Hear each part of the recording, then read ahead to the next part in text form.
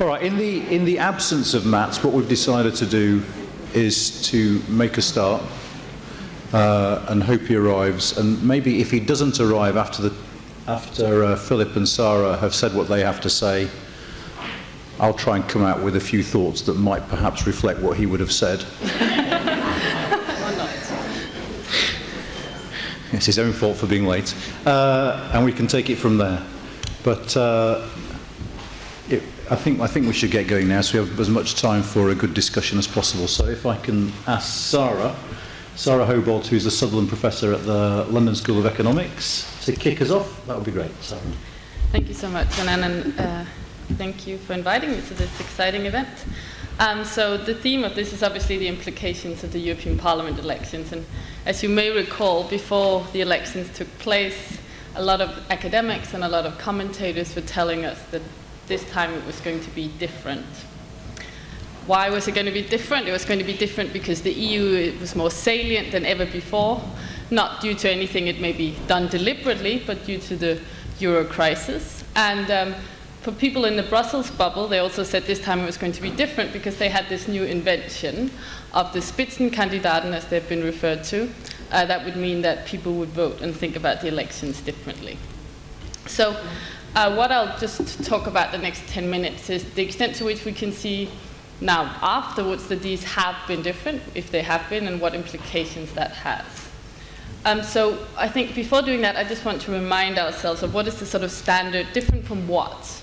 What is it that how do academics normally describe European Parliament elections? So the sort of standard model that we use in academia is that we tend to refer to them with this sort of slightly cumbersome term of second-order national elections. That basically means that they matter less than these first-order national elections, so elections to national parliaments. They matter less to voters because voters don't really know how they matter because they don't form national governments. That has various consequences in terms of low turnout, voting on the basis of national issues, voting for smaller parties, voting for more extreme parties, and so on. It has also generally led to the claim that European elections do very little to solve the so-called democratic deficit in the European Union. So I'll focus this on 3 points and see whether these 2014 elections were different from that.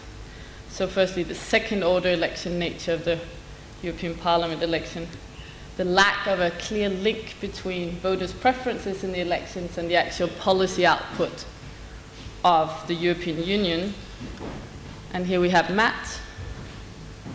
Welcome. And finally, the failure of the EP election to bring about democratic legitimacy in the EU. So let's start with the first one. So were these elections as low salience and as second order in nature as they used to be? Well, what about turnout? If you were in Brussels, you would have seen this a little bit dependent on how you spin it. This is the first time ever that turnout has not declined in the European Parliament election. In fact, it increased by 0.09%. So clearly, they mattered a lot more this time. It did go up in a number of, you can argue, important countries, Germany, France, Greece, and go down in other countries. Notably, it was recorded turnout of 13% one place. So there was a bit of variation, but not much change. What about this national character of these elections? So much of the campaign was still fought on national issues, although there was more debate on Europe than previously. And what media studies so far have shown us, media studies of the campaign, is that there's a kind of a Europeanization of the national campaign. So not in the sense that we have a Europe-wide common public sphere, but in the sense that we have sort of parallel public spheres that address the same issues, and that in terms of the same kind of topics. Also, I wonder whether anyone can guess who was the most commonly featured European in national media. And so someone who's not from that country but in other countries. Any guesses? No? No, he's not that famous beyond Europe. It was Angela Merkel. He's the most famous European. If you look at who's covered most in other national media than the German or sort of not national media. So in that sense, you could see, well, Europe seems to have mattered more. But what about, how has that translated into voting behavior? In terms of voting for smaller parties, more extreme parties, that indeed has not declined, it has increased. That doesn't necessarily mean, of course, that this was all about protest against national government, as scholars have claimed to be the case in many of the previous national elections. Some of that, of course, was the case, but not only protest against national governments, but protest against mainstream political parties in general. And what we've also seen is that Eurosceptic parties have done significantly better. So there's been this sort of squeezing of the middle, with in particular the centre-right EPP losing seats and going from 35% of the votes to only 25%, from 35 to only 29% of the votes in the 2004 elections, and also the Liberal ALDE group losing votes, whereas the Socialists remained stable, but they also had a quite bad election in 2009. So, in particular, governing parties did do worse, in particular in countries where the economies was contracting. So there is some suggestion that there is some second-order voting, but also that European issues mattered a lot, and perhaps even more than it's done previously. This is interesting in a sense because the salience of Europe has clearly gone up, but whereas a lot of scholars and perhaps also commentators dreamed that increasing politicization would lead to more debate on sort of Europe-wide left-right issues, what seems to have been politicized in this debate is rather more or less Europe. So the final point in terms of the second-order election voting is what about this link? The second point is what about this link between the voter preferences and identifiable EU policies? So in previous elections, the complaint has been that really when voters cast their ballot, they can't see any result in terms of the personnel in place in an EU executive, or indeed in terms of the policy outcomes. Has this been rectified this time? One of the attempts, as I'm sure you're well aware now, is of course this idea of the Spitzenkandidaten. There was a blog today by Simon Hicks and a co-author that showed that it's really only after the elections took place that the British media seem to have caught up on the fact that there is such a thing as Spitzenkandidaten. But across many other European countries, this was indeed a part of the campaign beforehand. And I looked at some survey data that was conducted by the ECR group, so the Conservative and Reformist group, probably with the intention of showing that, in fact, no one knew who these candidates were. Largely confirmed, but not also. You will, the countries where the most people knew who were the Spitzenkandidaten for the three main groups were Germany, Belgium, and Luxembourg. Germany and Belgium were a quarter of people knew, and Luxembourg were 55% knew, so this was just after the election. I wonder whether you can guess the nationalities of the three main candidates. Yes, German, Belgium, and Luxembourgian, is that how you say it? So that's perhaps not surprisingly. In the UK, it was 1%. So 29% of voters did, however, say that they were aware of parties nominated to candidates. And for someone who does a lot of knowledge tests, I would say it probably wouldn't have been much better if we'd asked about the Secretary for Education, or perhaps this week, but let's take another. The Secretary for some important ministry in the UK. I mean, people tend to have a hard time sort of identifying politicians, so that makes it a difficult test. Will it make a difference to the Commission? Well, I will leave other people in the panel to answer that. It remains to be seen, of course, but it's certainly a factor that's now being, an argument that's now being used. It's out there in the discourse that because this person has been given a mandate, in this case Jean-Claude Juncker, because the EPP, despite losing a lot of seats, also did indeed emerge as the largest group again, it should be him who was elected. So that suggests that there's now a new element in this discourse on the election of the European, the President of the European Commission, which is the largest group in the European Parliament. Of course, this is an interpretation of the Lisbon Treaty that can be disputed whether that is indeed the only way to interpret it, but nevertheless, that has meant a change. Also, we should keep in mind that this is the very first time that parties have nominated such a Spitzenkandidat. So in the future, we might indeed see this, this is sort of an experiment. And just because it didn't, voters weren't fully engaged with it this time doesn't mean it will never be the case in the future. What about the composition of the parliament? So if it doesn't lead to necessarily a new, a direct link between the votes to the parliament and the election of the European Commission president, what about the policy making in the European Parliament? well, even though a lot of talk has been, we've talked a lot about the rise of the extremes, the rise of the hard left and the radical right, of course the three largest groups are still very much firmly pro-European in the center, and so we're likely to see them dominating policy making and more likely to see that being a sort of grand coalition style policy making. So even though that was still the rule beforehand, that's likely to be even more so afterwards. So it's not necessarily going to be that policy making in the European Parliament will shift dramatically due to what has been called the earthquake elections. I think if we were thinking about the implications and the impact, it's probably more likely to be felt at the national levels for national governments, national party systems than in the European Parliament. So just now, let me make the final point about whether or not these elections were different in terms of the way in which they gave greater legitimacy to the European Union. That was, of course, a great hope if we look back before 1979 when the first direct elections were introduced, that this would be the institution that would give citizens a voice and thus make this whole endeavor more democratically legitimate. I mean, certainly in the short term, it's unlikely that these elections have had that effect. I mean, the clearest results have been that the mainstream pro-European parties have lost, and that Eurosceptic movements, either on the left with a sort of anti-austerity message, or on the right with an anti-immigration and Eurosceptic message, have won. So even though they haven't won in terms of control of the parliament, that's the signal that's been sent with these elections. I don't think that also signifies a sort of gap between elites and citizens, and I'm not sure that the current squabbles about whether or not Juncker is the right man for the job is going to do much to help that. Now, that doesn't mean, of course, that there isn't potential in terms of the increased salience of European policymaking could potentially enable them to, when they address issues that citizens care about in terms of growth and employment or more specific policy issues, that they might there have an opportunity now that EU policymaking has come on the agenda to therefore also show that they can address issues that citizens are concerned with.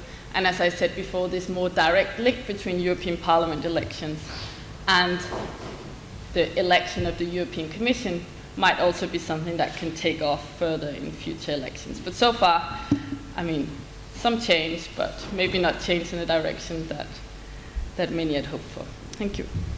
Sara, many thanks. You've given us a great basis to build on. I'm very delighted indeed to be able to welcome our second speaker, Persson, who is director of the Open Europe think tank. And Mats, I think, is going to talk a little bit about the implications at European level of these elections. Sure thing. Well, thanks very much. And I'm terribly sorry for being late. I was operating under the impression that it was 6 p.m. and it was probably my fault rather than anyone else's. And I'm very sorry about that.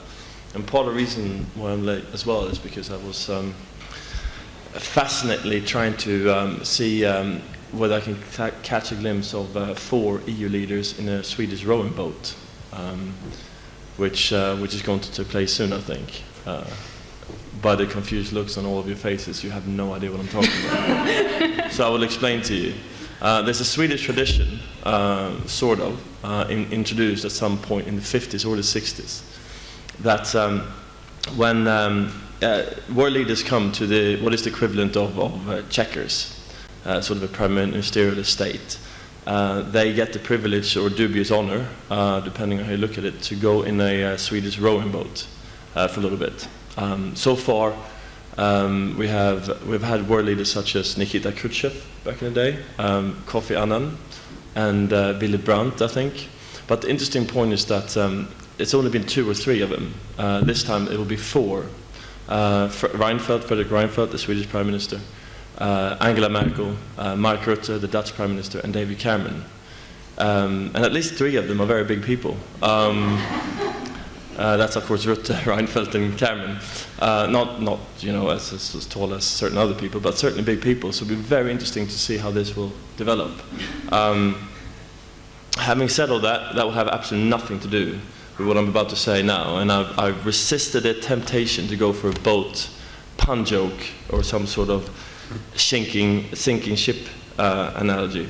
But I will resist. Now, having not heard half of Sara's remarks, I hope I'm not going to say anything that either violently contradicts you on basis that I missed something or repeat something you said.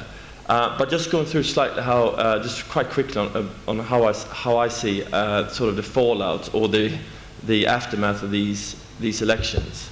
I think Sara gave a very good background and sort of her take on it. And just talking quickly about what I think the consequences for the European Parliament itself will be, and then specifically about the next European Commission, which of course both are very topical. Now the turnout, of course, was the trend, the declining turnout was in some sense reversed by what was it, 0.1% or something, which is good. It's good. It's not exactly what I would aim for, given that this is the first treaty since this is the first vote since the Lisbon Treaty, where MEPs have really seen their powers increase, and also given the fact that since every single treaty since 1979, and you may have mentioned this, Sara, MEPs' powers have increased, but the turnout has consistently declined, say from these last elections. But you would hopefully see some sort of increase if voters responded to the European Parliament as the ultimate answer to the EU's democratic deficit. I also think there's a second element here why I'm quite disappointed in the voter turnout, and that is the Eurozone crisis. And again, you may have mentioned this. The Eurozone crisis has really brought this into the domain of national politics. EU integration has hit the headlines in a way that we haven't seen before. To some extent, at least if you're in the Eurozone, the EU is now associated with decisions about taxation and spending. The European Parliament, of course, has had a somewhat limited role in that, but certainly European integration has become a more high-profile issue. It's rather odd, I think, that voters have not come out in greater numbers to engage with what has been a front-page issue over the last several years, at least in the Eurozone. So let's ponder on that for a sec. Why is that? And I know there are a lot of different views on that, but that's something I just want to start off with. And of course, the other main story, the main theme of this debate, of these elections, is the anti-system vote. It's quite hard to find a term that summarizes all these different parties, but what we can say for sure is that there were a large number of votes for parties that are malcontent. They're unhappy with the system, and for various different reasons, both on the right and the left. And again, why is that? We have to ask ourselves that question. But will it change anything? Well, I think in terms of European Parliament politics, the answer is no. I think it will change very little. I think the European Parliament will become a messier place. It may be harder on some issues to strike deals, but fundamentally the direction of the European Parliament, the logic of the EP will not change. If anything, and some of you may have heard me saying this before, if anything it could potentially make the EP more integrationist by, as Sara said, crowding out the reformist middle, by creating stronger incentives for the main groups, the EPP and the PES and ALDE. PES and EPP are already voting the same way 2/3 of the time. Extraordinary if you think about it. It would potentially create a strong incentive for that to continue and increase, because these parties, these groups will want to freeze out the undesirables, as they say. And then finally, I think particularly if the Spitzenkandidaten idea survives, there will be much stronger incentive or much closer links between the European Commission and the European Parliament. The European Parliament will become more Commission hugging, and vice versa. That may not be a problem, or some people may actually like that quite a bit, but it wouldn't necessarily suggest that we will see radical change. Instead, the change, I think, will be primarily domestically, in national capitals, and there's quite a few people, I think, agreeing on that. But of course, if you're David Cameron, or if you're someone who thinks that the EU should reform, then you have a quite strong argument at your disposal. You say, whatever reasons for these parties rising, whatever reasons for voters voting for them, we now see a rise of parties who question the system. If we respond with business as usual, as Cameron says, then we shouldn't be surprised if voters continue to turn these parties in increasing numbers. David Cameron, in other words, is saying, if it's not me, it's Le Pen. Again, you may disagree with that, but that's a quite powerful political argument, and it will be interesting to see how much purchase that argument has in national capitals. And again, it will be interesting to see if they can reach an agreement around that line of thinking in that Swedish vote today, possibly. So it won't change European Parliament politics, but it may change politics around Europe. What about the European Commission? Well, Sara discussed the Spitzenkandidat in some detail. You know, we may agree or disagree about whether this is a good idea or not. And I actually have sympathy with both sides. I agree that the previous practice of, you know, getting together in a dark secret room, to quote Juncker, was not precisely a good idea. It wasn't a good practice. It wasn't particularly transparent. It didn't engage with voters at all. Whether it's better to get together in a dark secret room and appoint Juncker, which is what the EPP did, I'm not sure. And the recognition factor is important. We can trade in statistics all day long, but if you also include the non-voters, those who didn't vote at all, 9.9% of European citizens eligible to vote voted for parties that backed, in theory, Juncker. So EPP-affiliated parties, 9.9%. And of those, many of them did not actually know that they actually voted for Juncker. That's not particularly strong democratic mandate. In the Netherlands, 5% can recognize him, can place him. More Dutch people believe that aliens exist and live amongst us than who can identify Juncker.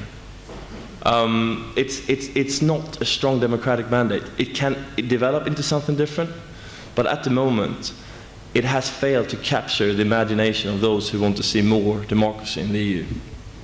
And again, we have a lot of those similar statistics, if anyone is interested. It's actually quite a funny exercise to do that, but I think the point has been made. But I personally think that it's anyone's race at the moment in terms of who will win, who will become the next European Commission president. I think anyone can basically get it. I don't think Juncker is out of the race. He has lost momentum. The Sun on Sunday did its best to regain his momentum with that story yesterday, which was a gift to the Juncker campaign. But certainly I think he has lost quite a bit of momentum. So you may see Merkel parachuting in a compromise candidate over the next few weeks, or you may not. We just don't know. And there are lots of them out there, of course, who can become sort of front runner all of a sudden. And you all know the names probably. On the center right, you have De Baskeite, you have Kenny, you have, of course, Lagarde, who's sort of the dream candidate. She's in London, according to some. Who else do you have? You have Tusk, who will also be a potentially good candidate to many people in London, notwithstanding free movement. On the center left, if you have a reshuffle of the jobs, you have someone like Letta, for example, who could potentially do the job. Thorning-Schmidt, the Danish PM, potentially Lamy in an interesting world. And Reinfeldt on the center right has now emerged as a candidate to some. I mean, it's literally anyone's race. And if anyone says that he or she knows who will become the next European Commission president, he or she is definitely lying. It's anyone's race. Now, what I will say this quickly, and I will end on this, about the UK's role in all of this. What has happened, to some extent quite unfortunate, is that a quite legitimate debate about two visions of Europe, including where ultimate democratic accountability should lie, with the European Parliament or in national capitals, which is a fully legitimate debate, is about how Europe should be organized and held to account. That, sadly in my view, has turned into a debate which is basically Cameron versus the rest of Europe. We can discuss who's to blame for that, but that is not what this debate is about. It's not about Cameron. Forget Cameron and Tories. Forget them. If Cameron and Tories migrated to the moon, we will still have this debate. So just look aside. I know it's difficult for some, including some on the panel, who will soon find out, to look past Cameron. But try to do that and just think about how should we organize Europe. And what I worry about is that in the wake of all this, we may have a European Commission in the end, which is less focused on who are the best people for the job. And no matter if the Spitzenkandidaten wins or whether it's another arrangement, much more about horse trading, and we're back in the sort of old ways. And I agree with Sara, in no way will that inject more confidence when it comes to voters. I can say this though, and this is my final remark. No matter what happens now, Cameron will be the scapegoat. I can definitely say that with 100% degree of certainty. And he has one bullet, and he will use that for Juncker.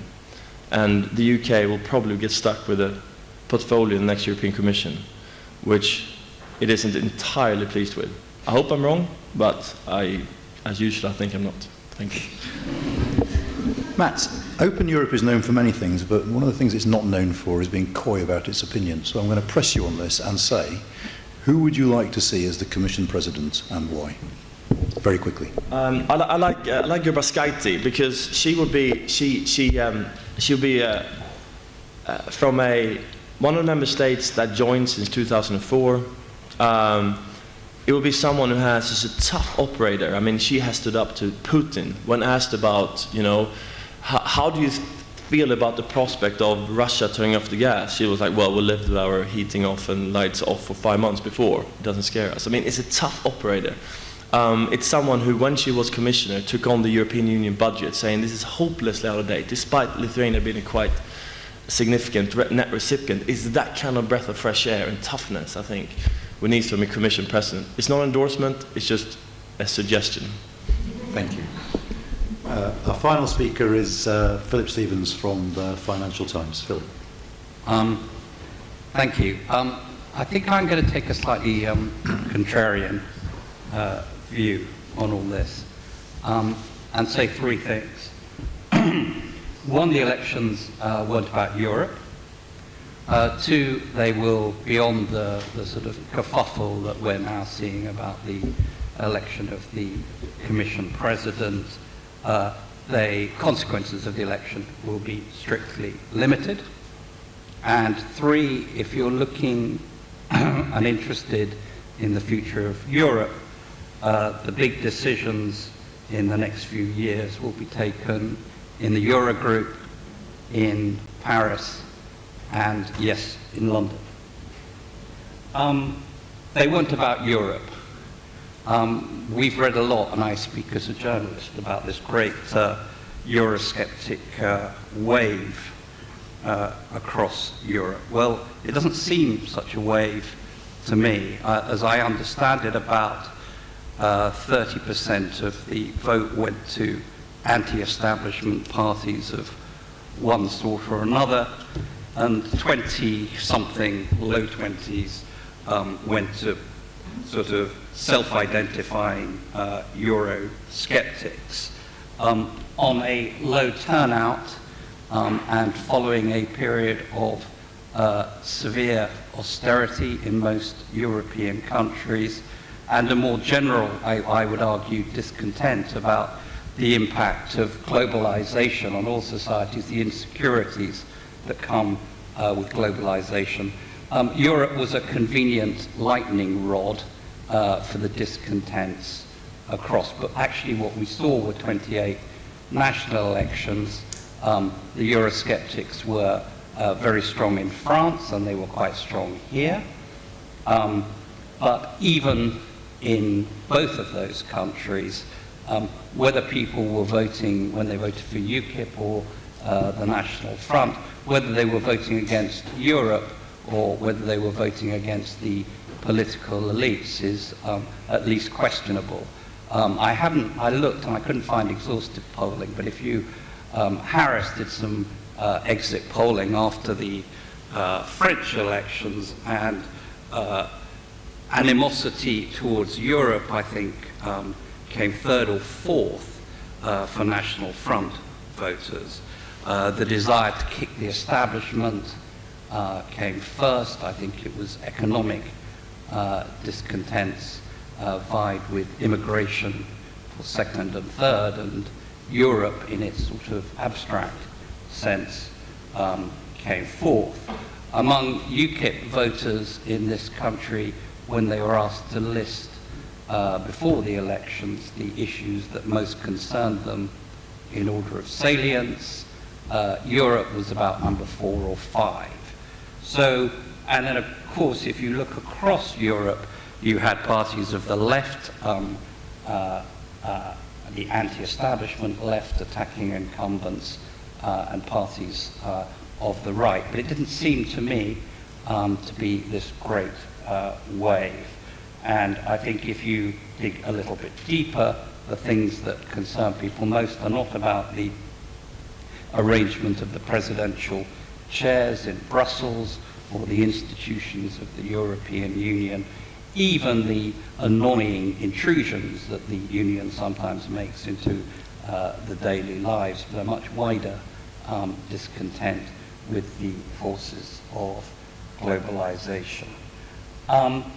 The big decisions, the limited consequences, as I say, I don't get terribly excited about Spitzenkandidates and who is going to be president of the Commission and whatever. I was trying to remember, since John Palmer and I were in Brussels more years ago than either would be happy to admit, I suspect, how many presidents of the Commission have made a difference. Well, everyone knows that Jacques Delors made a difference. What about all the others? Gaston Tourne, who was the first one I knew, didn't make a difference. Did Prodi make a difference? Did any of these others make a difference? You could say probably Roy Jenkins in the 1970s may have made a difference, but I don't actually think that the next president of the Commission is going to make a huge difference. And one of the reasons for that is that although the Lisbon Treaty gave the Parliament significant constitutional power, and if you like, the Spitzenkandidat thing is a very simple exercise in power politics. It's an attempt by the Parliament to grab more institutional power. You can be for or against that, but that's what it is. One shouldn't sort of think that this is an exercise in greater democratic accountability. But actually what's been happening in the European Union for the last 3 or 4 years is that power has been migrating, and migrating rather fast, to the Council of Ministers, or more specifically to the Eurogroup. The big decisions taken about rescuing the euro have bypassed the Commission, bypassed the Parliament, and will continue to do so in the next few years. So we can fuss about these things, and I'm not saying that the institutions of the Union shouldn't reform themselves and modernize, and that we shouldn't have forward-looking people who are interested in some of the problems that collectively that we as Europeans face, specifically things like energy and whatever. So these things matter, but I don't actually think they are going to be pivotal in the next few years. So my final remarks, I'm keeping this very short, is to say, where are the big decisions going to be taken? Well, they're going to be taken in the Eurogroup, and they are going to concern very complex, boring things like banking union, because although the hedge funds who were busily selling anything with a euro stamp on it 2 or 3 years ago are now buying everything, and euro yields in the peripheral countries have come down very sharply, the Eurozone still faces, I would say it's out of the acute phase of its troubles, but it's still in a chronic phase. So, and its medium to long-term survival depends on a much more integrated monetary union, and at the heart of that will be a banking union. And governments have taken one step towards that, but steps 2 and 3 are much harder. The second place where decisions will matter, as I said, is in Paris. I think the most interesting part of the set of results in the European elections were the results in France. I think they were deeply disturbing, not just because of the pretty despicable nature of the National Front, or more than pretty despicable nature of the National Front, but because they point to a sort of implosion in French politics at a time when the economic well-being of Europe and the future of the euro depends above all on a capacity for France to, one, restore its competitiveness, and two, to get back into a position where it's contributing to European growth, and therefore to a sense that Europe in its continental identity is something that adds to the prosperity of people rather than subtracts from it. So I think what happens in France, and whether President Hollande is serious about the economic program that he's proposed, is going to be critically important. And then finally in Britain, the third decision, because a Europe without Britain would be, in my view, much diminished, and it is possible, quite possible, that we will sleepwalk into leaving. Here, UKIP succeeded by the rather simple but clever elision between Europe and immigration. People voted because they were worried about immigration, not because they didn't want a Luxembourger or someone else at the head of the European Commission. But the Conservative Party has got itself in a pretty serious mess about Europe, because the governing part of the Conservative Party wants to hold a referendum that will, with some adjustments, keep Britain in the European Union. The non-governing part of the Conservative Party, which is numerically larger, I think has come to the conclusion that it would prefer to leave. And so if David Cameron wins the next general election, it will be rather hard for him both to win a referendum, in fact impossible, to win a referendum for us to stay in and avoid a schism in the Tory party comparable to those in the 19th century over the Corn Laws and the early 20th century over imperial preferences. So there you have it. These were exciting but largely inconsequential elections, reflecting the general mood, anti-establishment, anti-political elite mood of the European Union. The big decisions in Europe will be taken, at least in the Eurogroup and in France, probably among the elites, and here perhaps by the people if David Cameron is re-elected. Thank you. Can I just clarify one thing with you, which is you seem, I buy what you say, but you seem quite relaxed about what a lot of people talk about as a sort of crisis of democracy in the European Union. And I take your point about the European Council being more important, but we still have the two-pack and the six-pack. We still have a lot of legislation that has gone through the EU mechanism that impacts on national populations in ways in which the EU arguably hadn't done before the euro crisis.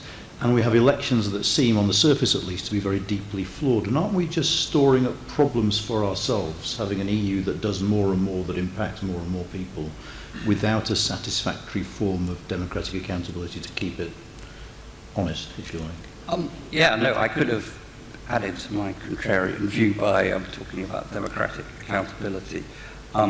I wonder whether the directly elected European Parliament is the way to have democratic accountability, and it occurs to me perhaps we were better off, and we didn't have direct elections to the European Parliament. I say this as someone who believes passionately that Britain should remain in the European Union, and I believe that Europe prospers, or European nations prosper together, but I'm increasingly unconvinced that we can create a European demos through the European Parliament, and in those circumstances it may well be better to have stronger accountability through national parliaments.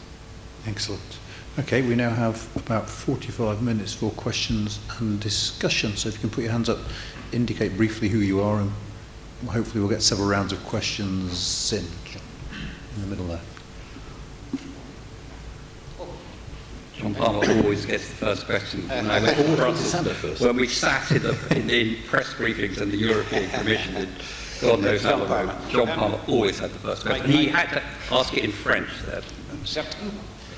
I agreed to a great deal that Sara said and indeed that Philip said, but with two exceptions in which I'd like the panel's reactions at some point. I mean, the first is does it make very much difference who is present to the Commission? In the level of personality, probably not. The first President of the Commission and Delors, were the two most consequential, serious figures I'm struggling to remember the name of the first President of the Commission. It's terrible. Hallstein, of course it was. But I think the shift in one of the interesting consequences of the election is the evidence of a shift in attitudes on economic strategy. And this is primarily a matter, Philip's right, for the euro area, but I think it'll have wider implications. The combination of where the centre of gravity on growth and stimulus measures has moved, combined with the pressure from Rome, Paris, southern countries as a whole, I think is going to see a shift in German attitudes. Over time, subject to qualification about having to take parallel measures of structural reform in return for a substantive investment stimulus program. So I think that's the importance of Europe politically and economically in that context is greater. On the question of the Parliament, I mean, Philip, you spent time in Brussels, but you never spent time during the days before the European Parliament was elected. And I can tell you the most farcical democratic apparatus ever invented was the old appointed European Assembly, appointed from national parliaments because there was no way that national parliaments could hold an increasingly already then an increasingly complex system to account. So they sent people on jollies to Luxembourg, as it mainly was Luxembourg then, the site, and it never worked. It was totally and utterly toothless and incapable. What's worrying is national parliaments don't seem to be, in many cases, capable of exercising effective scrutiny with their present powers over European legislation, as most honest people, I think, in the House of Commons would admit, and that is true of many, if not all, other countries. So, just in conclusion, I think that this election and the Spitzenkandidaten, however that emerges, is not going to disappear from the horizon. The next step will have to be some kind of Europeanization of the political party process, the actual formation of political parties to fight these elections. And I think that would make the next election look a little bit different. Sorry. Thank you very much. I just realised with horror that senility is setting in, and I've nodded at a couple of people a couple of minutes ago. I think there's a gentleman here and then after that, actually, there's a gentleman at the back there next, and then we'll take those three and then move on. Thank you. My name's Bob Brock. I'm a member of the Freedom Association. Also, I stood in the local elections for UKIP. My question to the member of the panel who said that MEPs would get more power, could I just ask him what does he mean by that? I've been to the European Parliament and all I saw from MEPs there was they either put their hand in the air or they pressed a button. So I would like to know what powers he thinks that they're still... They're Who was it? To Mats? Gentlemen. Okay, Yes. all right. Thank you. And the final one of this round is the... My name's David Summerlink. I'm trying to understand, Philip, your point about these elections having limited consequences. Bearing in mind what Matt said about the fact that given the presence of the anti-system parties, there is a risk that the mainstream parties will get closer together and will vote even more as a grand coalition. Won't that play into the hands of the people in the Tories who say, look at Brussels, it's not democratic, and make it harder for Cameron to win a referendum in 2017 when we get, after 3 years of parliamentary debate, and with these anti-system candidates in that we are going to get a lot more silly stories Sort of, we can point to the European Parliament and say it is even more dysfunctional than it is now. Okay, shall we go with those three to start with? Are we all right to go in reverse order for those? Don't feel the need each of you to answer all the questions, but it would be nice if someone could answer all. They could all be answered by someone. Okay. On the question of whether the mainstream parties would gather and be more federalist, if you like, or integrationist. Well, that may happen, but as I say, I think the centre of gravity in Europe now is very much with the Council of Ministers rather than either with the Commission or the Parliament. And I think Angela Merkel, as she is in most things, is the pivotal figure here. Germany used to be the guardian of the institutions of the European Union. Mrs. Merkel now promotes what's called the union method, which is basically intergovernmental, although people in her party sometimes don't like to admit that. So I don't really think, I mean, I'm sure that some of the press will find lots of good reasons to say that the Parliament is more silly than before. The other thing, though, I'd say is I think the split in the Conservative Party is much, much deeper than one that's going to be influenced by how the Parliament behaves in the next couple of years. It seems to me that there is a very sizable, if not majority, proportion of the Conservative Party, certainly among the MPs, whose wishes, and I think the Eurosceptics, the real Eurosceptics in the Conservative Party, are more honest than many others on this, that their demands for sovereignty can't be met except by leaving. I was talking to one of the, I suppose, leading Eurosceptics a little while ago, and I said, what would you do if David Cameron got a rather unexpectedly good deal, as it were, for Britain and came back? And he said, oh, well, that would be easy. We'd have a leadership contest. We try and get rid of him before the referendum.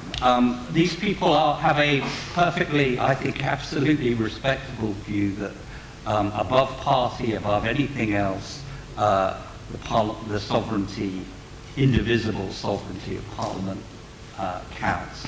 It's not a view I share, but that's how they have it. Just very briefly on John Palmer's question, I think the shift in economic policy is already underway and has been for a while. And if you look at the flexibility countries like Spain have been given, and to a degree France, I think the Germans are pragmatists in this, and it's a very simple bargain. You do flexible reform, and we are not going to be so vigilant in terms of fiscal monitoring. And I think it's a bargain that France should accept. Yeah. Well, on the whether the election results will change anything with respect to this kind of spending versus austerity debate. To be honest, I don't think so. I think it may be one of the parts involved in this discussion, but to me, what was actually surprising was that anti-austerity parties didn't do better.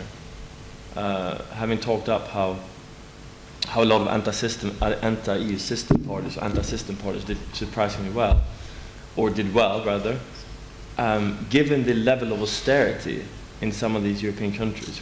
To be honest, it's surprising that they didn't do much better than they did. They only won in one country, and that was Greece. Syriza did really well, and then you have sort of a very interesting outsider party coming from absolutely nowhere in Spain, Podemos, right? And gaining several MEPs. It was founded in March 2014. So I wanted to do a case study on that party, how to rise to prominence in only a couple of months. It was extraordinary. But where were the big anti-austerity gains? I didn't see them. So I think it will take a lot more than the 2014 European elections to turn the Germans away from Ordnungspolitik. On national parliaments, I agree with you. They could do a lot better to convince everyone else that they are the answer to the democratic deficit. The the UK Parliament, this hotbed of Euroscepticism, at least one of the chambers, and it's not House of Lords, is how many times did the House of Commons and House of Lords object to a Commission proposal on subsidiarity grounds in 2013? Does anyone know the answer to that? 3 times between them. 3 times. If the European Commission meddles in so many areas it shouldn't meddle in, how can you only object 3 times? I think the House of Commons objected once or twice, and House of Lords once or twice, can't remember which. The Swedish Riksdag, which of course is the model for democracy everywhere, objected 20 times. So I agree with you 100%. If national parliaments are the answer to this, they need to step up. Are MEPs powerful? Yes, they are. They can veto EU trade deals. So this trade deal with the US, MEPs can veto that. They can make it history. They can veto EU expenditure, so they have a veto over the EU budget. They have a strong say and de facto veto actually over working hours rules set at the EU level. They have co-decision, so an effective veto over virtually all financial service regulations, which of course has a massive impact on the UK.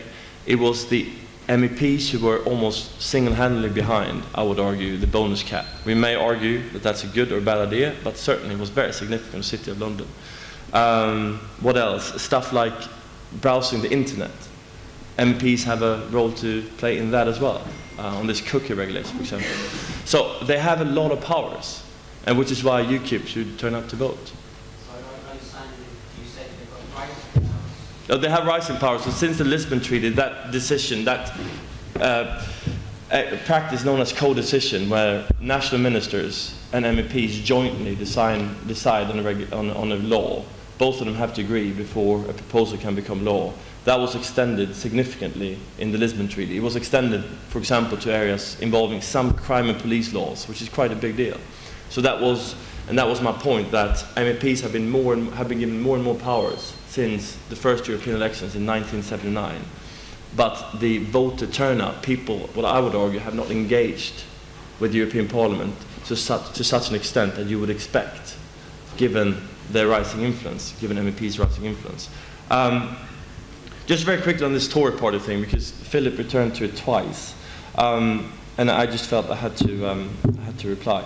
I think if you're interested in this, there are about 20 to 30, maybe 30 Tory MPs who are die-hard better-off-outers, who will vote out come what may. And then you may have 20 to 30 Tory MPs who will vote in, no matter what. And the rest are swing voters.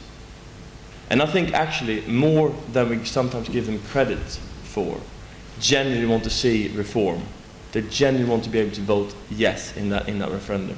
So I don't think the bar set in the Tory party is prohibitively high at the moment. I think that's an open debate. And there are a lot of good reform proposals out there. So don't. The Tory party does a pretty good job of making itself looking interesting on Europe as it is. Let's not subscribe views to it that it does not yet hold. Thank you. Sara. I just will answer or address the one point by John Palmer, and which Philip also addressed, on whether or not, is it better or worse to have the European Parliament. I won't answer that, but just to say 2 things. It might well be that I think we need to distinguish between one, which is how is the European Parliament a good revising chamber that makes legislation better, and it undoubtedly, I think most people would agree, is that. And the other thing is, has it fulfilled its promise in terms of bringing, greater democracy or more democratic legitimacy? And I think that's where its weakness is. So in that sense, I agree with both of you. I agree with Philip when he says, well, there is no democratic legitimacy. There's a lot of research that has shown that, in the sense that citizens don't feel that if they're unhappy with something that happens at the European level, that they can go to the ballot box and punish, or indeed reward if they are happy, politicians for that. They don't see that link. And I don't think it's unsurprising, because that link is hard to see. Of course, that was partly what the Spitzenkandidaten tried to address. And I think, in a sense, by making that promise and then having it unfulfilled, that in some ways steepens the problem of a lack of legitimacy, because all of a sudden there is a parliament here, and no one really knows exactly what it's for, what difference it makes. Now, one thing that's interesting where I just want to sort of slightly disagree with Philip and say, oh, this wasn't about Europe, and we can do that by counting how many Eurosceptics. You encourage us to dig deeper. Well, Europe is not just about how many Eurosceptic MEPs there. If someone votes for a particular way of economic thinking, that might indeed, a well-informed vote about Europe in the European Parliament. I would say, I would cast one that would not be about more or less Europe, because exactly as you say, that's in the European Council. So indeed, if you go in and vote well-informed about Europe, you vote on other things, all the things that Matt just listed, and your policy preferences are those. So, so just to limit whether something is about Europe to whether or not you have a Eurosceptic MEP, I think is too simplistic. And that also leads to another interesting trend that's happened during the crisis, which is that national elections have become more and more about Europe. And I think that's a good sort of democratic thing, because people have realized that Europe matters to their national economy. So if you look at research done on the last Dutch election, on the last Portuguese election, and the Greek election, there, EU policies and how to respond to them were really an important matter in how people voted. And I think that makes sense, because these decisions are, exactly as Philip said, largely decided these big constitutional questions in the European Council. Thank you. Right, I've got 6 people waiting, so in order, we've got Simona, Lord Boswell, the gentleman in front will be the first 3. Christoph, the gentleman next to Christoph, and Martin Bond will be the 3 after that. The lesson is, if you want to ask a question at an event I'm chairing, sit at the front, because I'm blind. If those 6 people are quick with their questions, I'm pretty confident we'll get at least one more round in.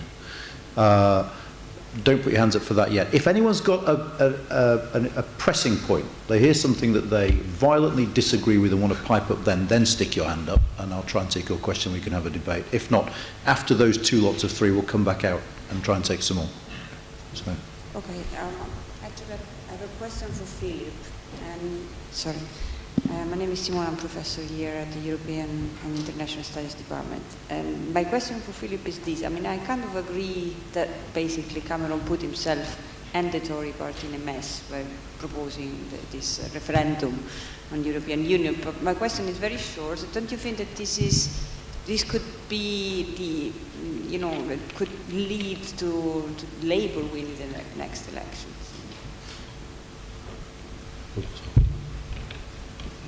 Tim Boswell, House of Lords. I chair the European Union Select Committee, and we've just reported on national parliaments. I don't want to rehearse that report here, although we say that they could be useful. I'd like to suggest 3 possible constraints on that, and one possible approach to overcoming it. 3 constraints, very briefly, are, first of all, it's hell for the participants. The point that was made much earlier about the old nominated members from national parliaments applies to anyone who's getting involved in European matters from national parliaments, because on the whole they've got electors to meet and domestic considerations and pressure from their constituency parties, etc. The second point is because you've got a structural floor line between the euro area and the outs, and that is always going to affect the way in which people approach these issues. And the third point is because if there isn't a European demos, there isn't one at the level of national parliaments either, although it may be growing. Having said that, I do get the impression that there is a strong appetite, typically, but not exclusively, from some of the smaller and northern European countries, Sweden, Denmark, the Netherlands, as well as ourselves, to do more together in national parliaments along some of the lines we touch on in our report. But the suggestion I would make, and I just like the panel's response, is that for that to work, it needs to be highly selective, because we really can't go into everything that the Commission does, a lot of which is, to be frank, displacement activity. And you need to concentrate on getting jobs, doing something about young people, doing something about competitiveness, energy security, and about one other, and that'll do. So more selectivity in the approach. And it could just be that that will answer to the public mood about the over-intrusiveness of the Commission in our affairs. Thank you. The gentleman in front of you. Dan Mulhall, Irish Ambassador in the UK and former Director General of the European Union Division in the Foreign Ministry in Dublin. Could I just say that, in my view, the implications of the elections are different in different parts of Europe. I know it's convenient and comforting to think that the implications that you see here can be seen all over Europe. But if you think about our case, for example, we had no right-wing populist party offering itself for election in Ireland, even though we have a higher percentage of migrants in our population than you have here in the UK. Our election showed that there was a shift to the left, which was essentially a protest by the people against austerity. And not just in the European election, but also in our local elections, because Dublin City Council now has a majority of members to the left of the Labour Party, of the Irish Labour Party. And the Irish Labour Party has never controlled Dublin City Council. So the population have sort of jumped, if you like, quite a long way towards a left-wing critique. And our next Irish elections in 2016 will almost certainly be decided by the people's assessment of the extent to which the government has done well or badly in relation to the handling of the economic and Eurozone crisis. So certainly in our case, and I suspect in other places as well in Europe, the European Union and European issues play a significant part in local politics. My question really is, should we be judging the European Union on the basis of the 2014 elections? Because it's an extraordinary situation we're in at the moment. It's the first time in the history of the European Union when we've had an election like this, a European election, after 5-6 years of severe austerity, when Europe has been at the centre of the whole process of people's concerns about the future. And is it surprising? Should we not stand back a little bit from these elections and not regard them as a decisive indicator of one thing or another with regard to the European Union? And my final point is that I don't think we should run down the European Parliament. It's fine if you judge it against some gold standard of parliamentary democracy, which probably doesn't exist anywhere in the world. But I've actually been there as an observer. I never a member or never worked for it, but I have been there a number of times, and I've seen the way they operate. And actually, by most standards, the European Parliament is a fairly impressive body, which actually examines legislation seriously. The rapporteur system is quite good. They vote on draft laws and draft opinions within the various party groupings, and they also now play a significant role in negotiating with the Council of Ministers when the Council and the Parliament have to agree between them to make co-decisions under the Lisbon Treaty. So, and then my second question would be, does the panel think that the existence now of a large anti-European element within the European Parliament may actually concentrate the mind of people in Europe to decide whether or not they want this kind of non-Europe that the populist parties articulate, or whether, as the opinion polls suggest, including in my country, where 80% of the population are in favour of European Union membership, will people actually rally around to those parties who offer some kind of positive vision of Europe's future? Thank you. Thank you. We'll go in the opposite order again in answering those three. Sara. I've just done on the last question there, which first of all, I think it's a very good point that you highlighted, that in the countries that, not only Ireland, but generally in the countries that in a sense have suffered most in this crisis and where austerity has been imposed most harshly, so if the left has done better. The reaction has not been to turn against immigrants or to turn against the EU as such. So Ireland, Italy, Spain, Portugal, and to a certain extent Greece, with Syriza, although it's a Eurosceptic vote, it's not an anti-EU vote, they in fact did better.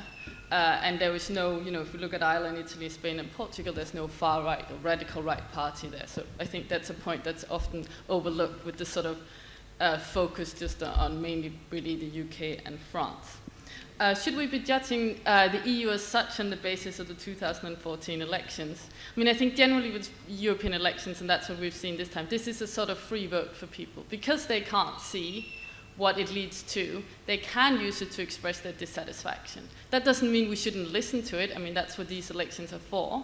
I think in that sense they're important, but that doesn't mean it translates directly into what people would do if they thought that would lead to the formation of a government or that would lead to an in and out vote on the EU. I think that's an excellent point. So what is interesting is then what happens in the national elections. You know, do people then go and vote in the same numbers for parties that want out of the EU and so on? And I think we'll see that to a lesser degree. That's generally what we've seen in European Parliament election, and I believe it to be the same thing this time. But again, that doesn't mean there's not, you know, in certain countries an unhappiness and a discontent with mainstream parties and how they've dealt with anti-austerity, or that's mainly in Southern Europe and in Ireland, and in other countries, mainly in Northern Europe, discontent with how the European Union works and with immigration issues. It doesn't mean that there are not public opinion there that should be heard, but certainly you're right in saying that they wouldn't translate like that into a national election when people thought they were electing a government. And also, just on this final point, well, if we did this 2 years ago and looked at the EU, we would have probably thought that at least Greece would have left the Eurozone if it wouldn't collapse altogether. I mean, I would sit every week with economists at the LSE. I'm not one myself, and they would tell me there's no way this survives the way it does. And so far it has. And we don't talk a lot about that today, but I think that's an interesting point to remember. Not I'm like sure economists Open do Europe wrong, is it? definitely. Huh? Not like economists do wrong. I like to talk about that, Sara, actually, because at a point when Citigroup gave it a 90% probability of Greece leaving the euro, Open Europe said no, they're not going to leave the euro for two reasons. The exception. The exception, obviously. But because Greek public opinion is actually still in favor of euro membership, even at the height of the Eurozone crisis, and B, the state of Spanish banks. No way Merkel would have pulled the plug when the Spanish banks were looking the way it was. But actually neatly links into what I want to say. It's true that it leaves, it means in different things in different countries. And Mr. Ambassador, I think you make an excellent point there, and we just have to accept that. And if we overgeneralize, or if I have overgeneralized, I admit that that's not appropriate. Syriza, again, we call them Eurosceptic, we call them anti-EU, but actually they're neither in favor of, Greece leaving neither the euro nor the EU. Actually, Golden Dawn is not even, Golden Dawn, neo-Nazis, are not even in favor of explicitly Greece leaving the euro or the EU. At least the EU. I'm not sure about the euro, but at least the EU. So you sort of have a neo-fascist for EU type of situation, which we can talk about, but that's what we have. So it's true, we should be aware of that. At the same time, though, I mean, you have Sinn Féin in Ireland, of course, which is an expression of something. And this, whether it's left or right, in one sense, that's a false dichotomy. Because if there's one thing these parties can agree on, these parties on the left and the so-called right, it is actually that we want to draw up the drawbridge. We want to shut out the rest of the world, I think, including UKIP, actually. It's interesting if UKIP ever is called on its libertarian roots. It'll be interesting to see what happens then. But Front National is not, they won't lose sleep over the Services Directive or, the sort of potential bonus caps in the UCITS 4 directive. That's not what they're about. They're about protectionism. The Finns party, the Danish People's Party, who the Tories now sit with in the European Parliament, interestingly, are social democrats in a nationalist wrapping. They're also to the left on economics. Syriza, of course, a lot of these other parties. So if there's one theme that could unite all these parties, it's actually nervousness about free trade. And that's where I get really nervous. That's why I get nervous, because it's true, Philip, I agree with you, that a lot of decisions will be taken in national capitals. And, Paris, London, Berlin, and of course the second European capital, Frankfurt, will be key. But it's also true that the European Parliament, again, will have a veto over TTIP, for example. They will have a veto over a more liberal service directive. And if you have a Baptist and bootleggers type alliance in the European Parliament against free trade, then we can read into something from these European elections, which is that the center of gravity in Europe has become more anti-free trade than it used to be, and that's what I'm worried about. So it is potential read across, and it may not be all for the good. It's true that it's a free vote, but also, as you said, Sara, it can serve as a, for lack of better expression, gateway drug. You vote for them once, you over the hurdle, you can vote for them in national elections as well. So I think it's true that we shouldn't overread it, but it's also true that I think it will be complacent to see this as some sort of peak of anti-system sentiment across Europe, because we simply don't know. And my view on this is 100% firm. I think if you give voters the choice between more Europe all the time or no Europe, unfortunately, there's a great risk that sooner or later they will choose no Europe. And that, I think, is a real lesson from these Europe elections, notwithstanding that there are a whole range of reasons why people voted the way they voted. I think I'll stick on my point that these weren't European elections, they were European-wide elections in which voters were offered a free hit, as it were, against whatever particular governing elite, whether it's a European one or a national one they wanted, and they voted accordingly. And you could say it's rather surprising that so many actually voted for establishment parties given the economic circumstances of the last few years. On the specific questions, does this let Labour win the election? I don't think the next election is going to be about Europe at all. It's going to be about how fed up people are with the present government and how much they trust the Labour Party as an alternative, and it'll be decided by the balance between those two things. Europe will figure during the campaign, I'm sure, with much excitement for 3 or 4 days, and then it'll burn out and people will get back to economics and health service and education and immigration, I think, will be there. Tim Boswell's point about, I mean, I'm sort of slightly conflicted. I don't about how you get democratic legitimacy, and I wouldn't, to answer John Palmer's point earlier, say that we should go back just to the system we had pre-79, because I'm not. But I'm just unconvinced that the European Parliament is going to present this. And then finally, to resume my argument with Matt, one, we obviously count Tory MPs differently. I think the numbers of hardline Tory MPs who want out is much, much larger than 30. The other thing is, I think it will become increasingly obvious that the one thing that David Cameron cannot negotiate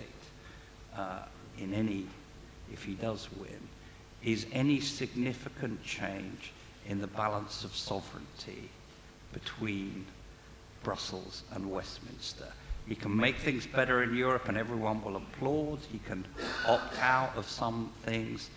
But the basic structure, the pooling of sovereignty enshrined in the Treaty of Rome, is not going to change. And that's why I think, if you like, the hardline Eurosceptics in many ways are the honest people in this, in that they say the original sin was signing the Treaty of Rome, and the only way to undo that is to unsign the Treaty of Rome. I'm not, personally, I think pooling sovereignty is the way to get more sovereignty, but that's not a view shared in the Conservative Party.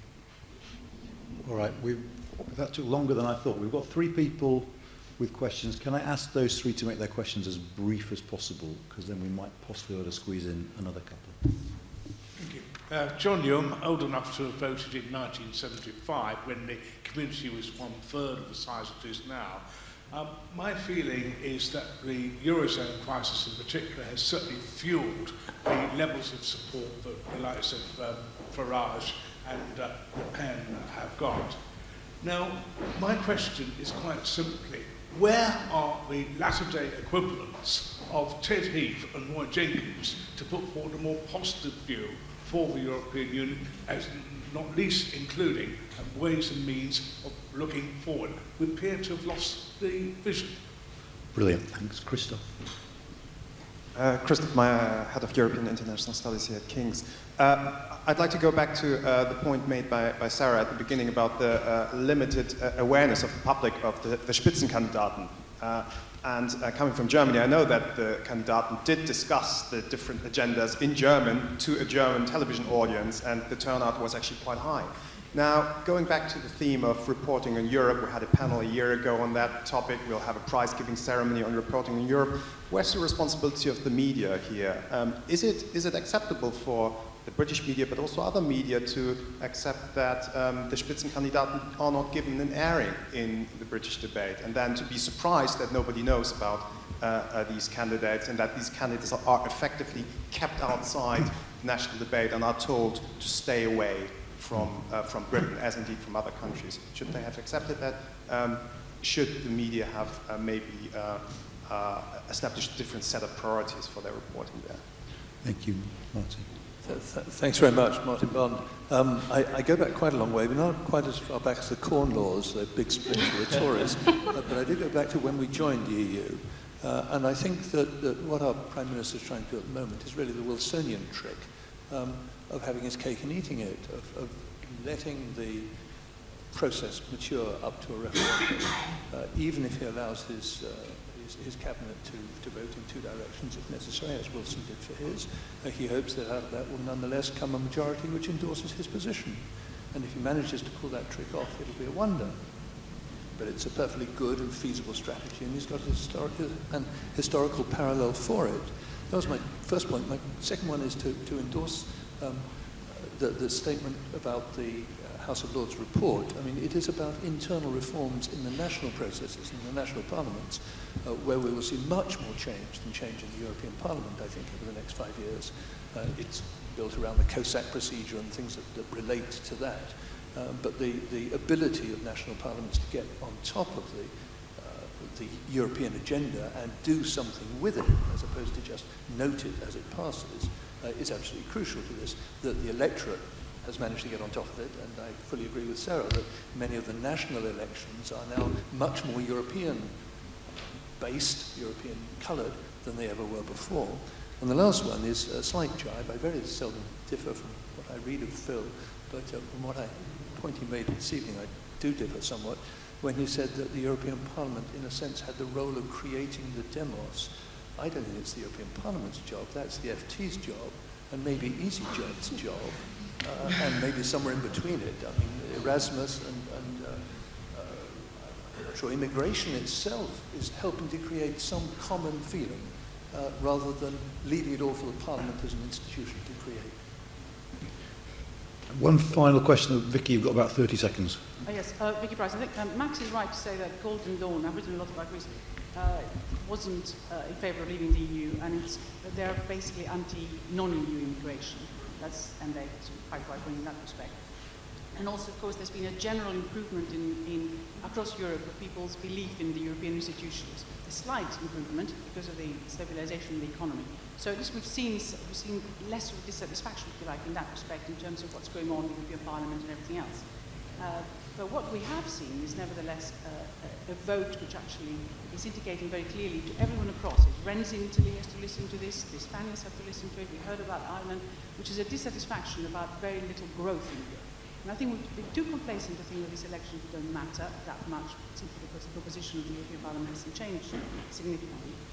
I think everybody will be punished in the next elections very severely if we don't see this shift of emphasis to more growth. And I've already seen in what we're hearing from even the head of the Eurogroup, who is the Dutch finance minister, saying that, in fact, they are looking at emphasizing reform over fiscal consolidation in the future for a number of countries across Europe, and not only the ones which have gone through bailout. So I think we may be underestimating what, irrespective of not voting for Eurosceptic parties, the voters in Europe have actually said in this election. Okay, perfect. That leaves 5 minutes for the three of you to say any final words. You want to say, Sara, do you want to go first again?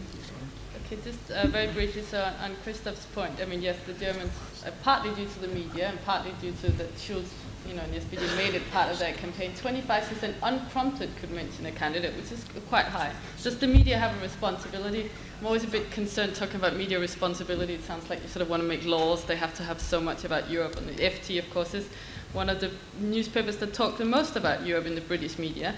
But does Europe have a responsibility of making European politics a bit more exciting? I mean, I think the big missed opportunity with these Spitzenkandidaten was to pick some insiders and some close backroom as match. You know, why not have like exciting primaries where outsiders that have a bit more sort of electoral appeal than a Jean-Claude Juncker might stand? I mean, that might be a way where the media then would pay attention.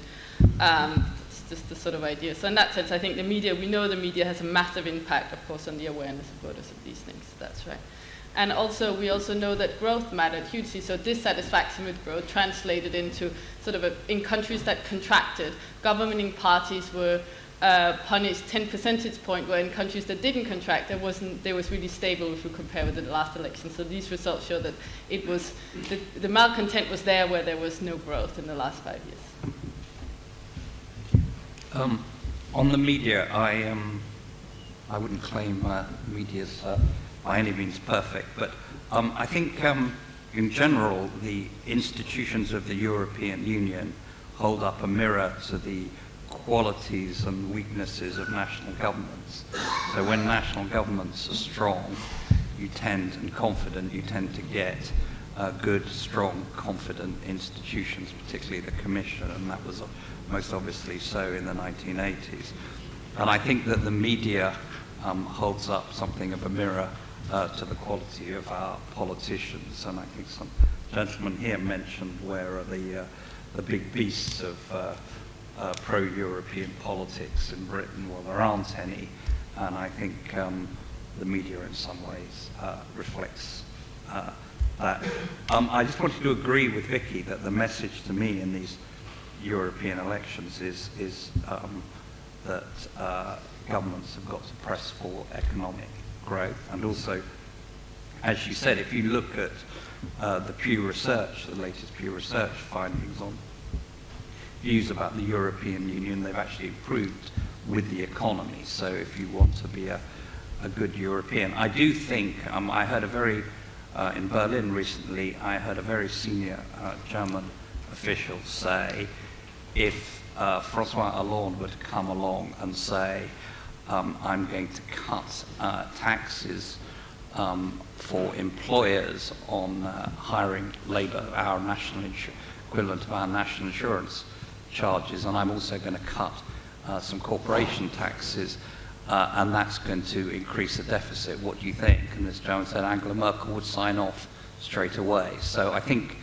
as I say, that there is that flexibility in there. And then my final thought is the capacity of European, and I think the Irish ambassador said this, voters to hold the same proposition at the two apparently conflicting propositions at the same time. And what was seared into my mind, travelling around Europe in the height of the euro crisis, was a number of people who said, we're not going to put up with this euro-led austerity, and under no circumstances are we going to leave the euro.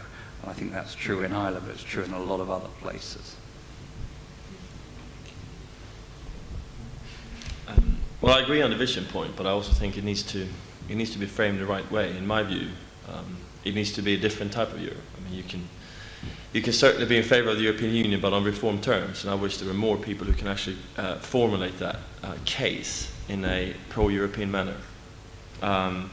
The media, well, I think Martin Schulz answered your question when he took out a half-page ad in Bild Zeitung saying, only with me will you have a German as Commission President, having spent his entire campaign saying, I'm above national politics. With me, you get European values. Politics is national. Media is national. So it's very difficult for the UK media to get excited about Schulz or Juncker, but once they get excited, of course, it's for all the wrong reasons, which again we saw in Sun on Sunday yesterday. You know, that you can't complain about that coverage, but it's probably not the coverage they were aiming for. So you know, it's incredibly difficult to ask media in general, it's not only the UK, to have like a 2-page spread on Verhofstadt when they're busy competing with BuzzFeed. Do you know what I mean? That's just the restrictions that we have to work with. Having said that, I would love it if the UK media just spent all this time covering the detail of European policy and politics. But I'm a Europe geek, you know. Not everyone is like me, fortunately. So these are the restrictions we have to deal with. And if you think about it, it's about the chicken and the egg, but it's quite difficult from a UK point of view when the Labour Party has told Schulz, don't come here. The Lib Dems, well, they supported the other guy, Olli Rehn, and Conservatives aren't even part of the EPP, you know, which nominated Juncker. Where is the link to national politics? It just isn't there. So it's quite difficult for the UK media to cover this in a good way. Having said that, of course, they can improve in all kinds of different ways. Just on Vicky's point about growth, I think it would be really interesting to watch what happens in Spain. Because in Spain, the European elections suggested that the middle is about to be crowded out. I mean, the two main parties got an absolute hammering, partly thanks to this newcomer that I just described. But if the Spanish experiment with internal devaluation, and I agree, reform over, mad austerity is always something to at least explore. But if Spain is successful with internal devaluation, if this starts to trickle through to the average person, and if you get some of this youth unemployment come down, and if Europe can get some of the credit for it, it will be really interesting to see what happens amongst the electorate. I think Spain is a really interesting case study in the next several years, both in terms of the economics, but also in terms of electorates. Thank you very much. We've come now to an end of part one of our evening. For those of you who think you're making an early exit, let me remind you that part three consists of free alcohol. I'm delighted that our discussions have touched on the role of the media and the importance of the media. I mean, it strikes me there's a lot of very good journalism on Europe. There's also a lot of very bad journalism on Europe out there. I remember an article during the campaign in The Guardian that said, 9 out of 10 people can't name their MEP in a system that was being done on PR. I mean, it made absolutely no sense. We were using a list system. So sometimes, the media could do better just in reporting things correctly and not misleadingly. I'm delighted now to hand over to Helen Drake, who is President, Secretary General, Chair of the University Association of Contemporary European Studies, which is the largest organisation in this country of academics who study Europe, and she is going to do the honours for the Reporting Europe Prize. Helen. Thank you. Yes, this is a mic. Can you hear me okay? Yeah, okay, thank you. Thanks, Anand. So my name's Helen Drake. I'm a professor of French and European Studies at Loughborough University, and I like to think that Loughborough is a small university town on the outskirts of London. But I'm here tonight in my capacity as chair of UACES. You stung me earlier, Anand, by saying that we didn't have a catchy name, but I'm going to tell you what it is.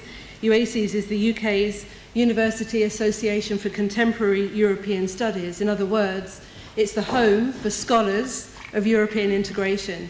And you might like to know that UACES began on the 1st of December 1967, and in 1967 the UK was still trying and failing to get into the European Union.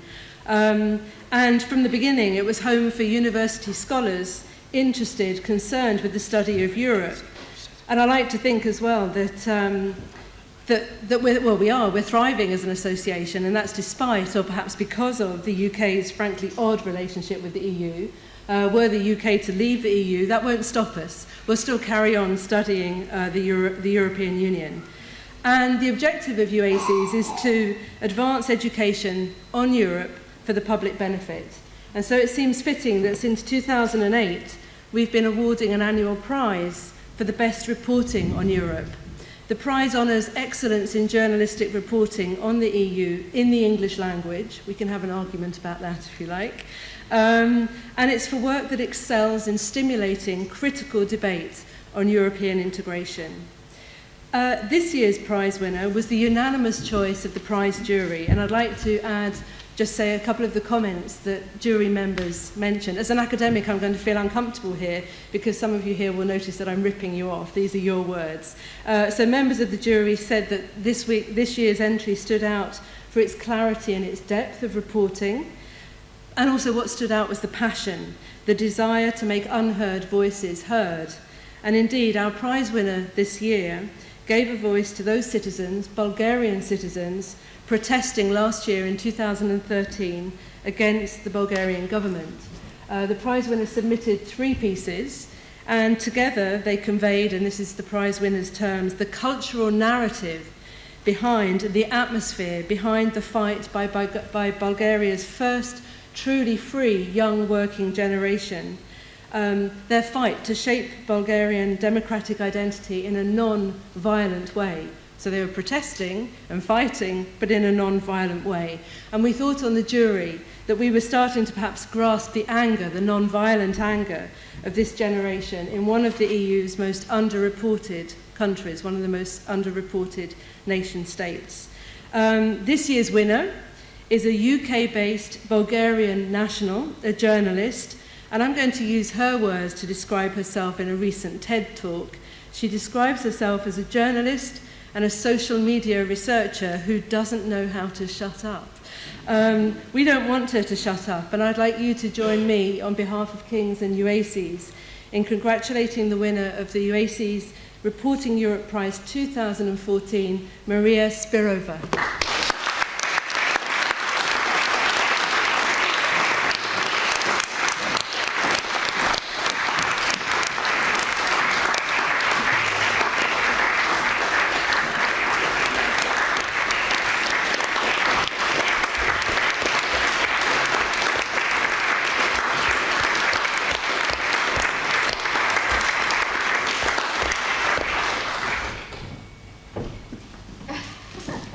And I think we've asked Maria to say a few words, and inevitably and thankfully she will. So I invite you to the podium. Thank you.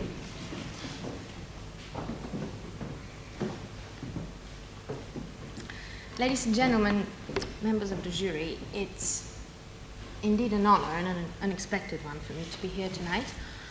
And I'm very grateful. You said that you don't want me to shut up, although you may reconsider by the end of this. Today, it's a very special day for me, not only because I'm getting a marvelous statuette, which will be absolutely brilliant on my mantle, had I won, but also because today, almost a year to the day from when I started reporting on what was happening in Bulgaria, indeed the most abstruse topic you can ever try to sell to Western media, we're getting there. The government is going to resign. Snap elections are being discussed as we speak. It took a year, and it was non-violent by only a hair's breadth. It had its near misses. It's also a special day for me because today is the first day I see a UKIP party member in the flesh. Hello, sir. Congratulations on your election results. I see you used me and mine very well for your party purposes. So indeed, congratulations. On the day on which I submitted my last article from my winning series, I met a UKIP voter. I was trying to help him, give him directions. He asked me what my accent was, and I told him. He looked me in the eye and said, "Why aren't you picking strawberries?" To which I said, "It's not their season, sir." I could have broken his nose. I have a vicious left hook. I chose not to because it is my job to try and understand people and where they're coming from, and I know when this person was coming from. In Bulgaria, we do the same thing. To Northern African migrants, to Syrian refugees, to whoever seems to be looking threatening at the moment. We touched on the media role in what happened in EU elections, and I must say, from the perspective of a person who was written about quite a lot and talked about and talked at, but never talked with in the past year here in the UK, I must say, let's actually tone this down. We don't need media who devote spreads on EU or on EU institutions and how they work. We need media who Google stuff before they write them. It really comes down to that. If I can go through some examples. The Independent usually calls Viviane Reding, who is only Vice President of this our union and only a Justice Commissioner, repeatedly a Brussels official. Enlightening. Even here today, when discussing the outcomes of the European elections, pan-European elections, nothing beyond Berlin made an appearance. There's Hungary, there's Poland, there's, dare I say, Bulgaria, Romania, Slovenia, Slovakia. I heard a mention of a Baltic country and tangentially Greece. Apparently, everything beyond Warsaw is still blank on the map. 5 years into Romania and Bulgaria's EU accession, last year BBC went through an entire program with the wrong flags on for these countries. That would never have happened if they were discussing Turkey or Greece. This is where I say, Google us. It's not really a point of people being prejudicial. People are prejudicial everywhere. It's a point of people being not knowledgeable. We've been missing from the political map for the better part of the 20th century. The Iron Curtain was there and, still is, notionally, conceptually. We missed each other like trains in the night in the 20th century. Let's not do this again in the 21st. I would like to dedicate this award to my grandmother, who passed away recently. She was the member of Eastern Europe's lost generation. The Iron Curtain fell on her when she was a child, and she spent her childhood reading about France as though it was a mythical realm full of fried chicken and hot chocolate. This is what she knew of it. And when the 90s came and the so-called Velvet Revolution attempted to liberate us, she started dreaming, but never could do this, fly into the West, see it, and be seen by it. This is why when I came here, she lived through me, and she always asked me questions about how different people are, how much taller, how much more beautiful. This is how she thought about Western Europeans. And ever since I arrived here, I see that the same mythical, almost anthropological notions rule people here in the West. We don't know enough about each other, and we assume a lot. When football brought a BBC presenter to Ukraine a year before the Maidan movement exploded,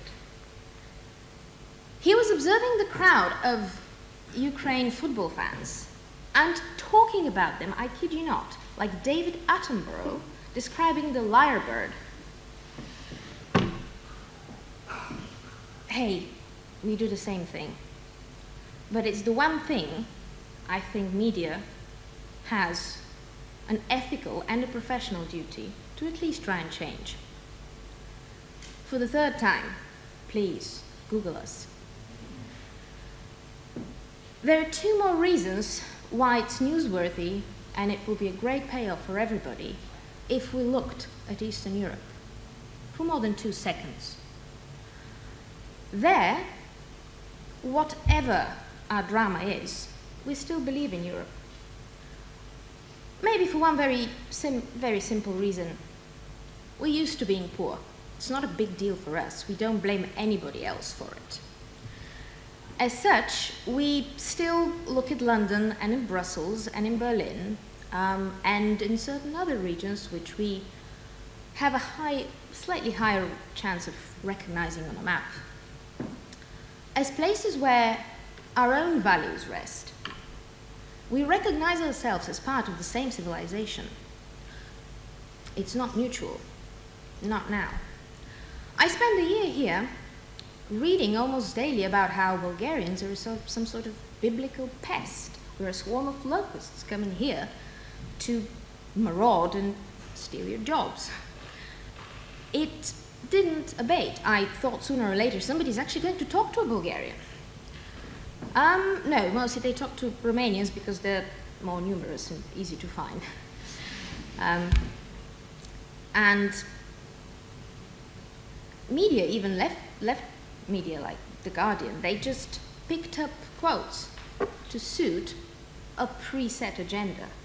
Nobody actually cared about the stories and the opinions of Romanians, Bulgarians, Lithuanians, whoever was in the focus of the job-stealing frenzy at the time. I think this is very indicative of why is it important to actually remember that the EU and Europe doesn't stop in Frankfurt. And I understand that it's very difficult for people who feel they don't have the expertise to make themselves have it. But listen to this. Look to Ukraine, look to Bulgaria. This is where the final clash of civilizations is being played out now. You know what I'm talking about, I know what I'm talking about.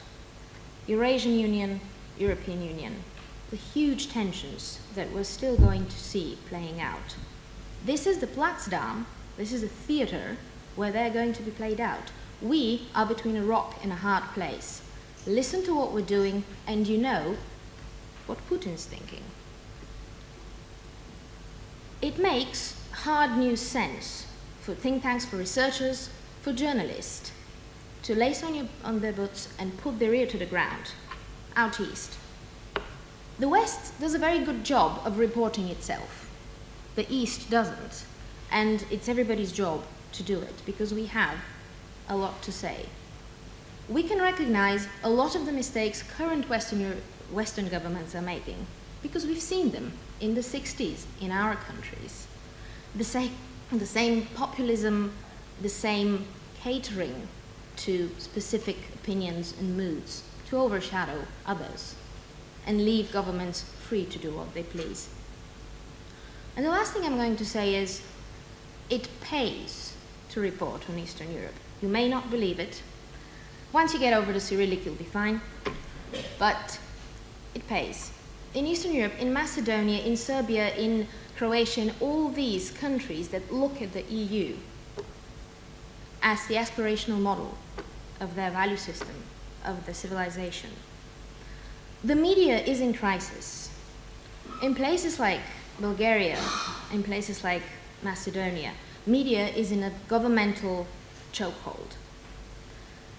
It is very difficult for audiences to trust what their own media is saying anymore.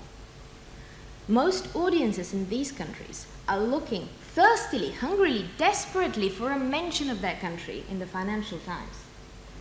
And they will take this as the holy truth, much more, with much higher likelihood than what their local newspaper or their national newspaper is reporting.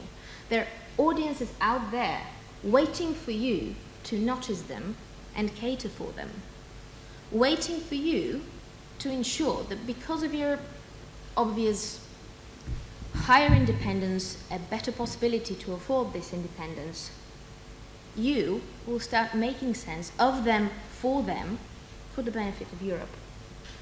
Thank you very much.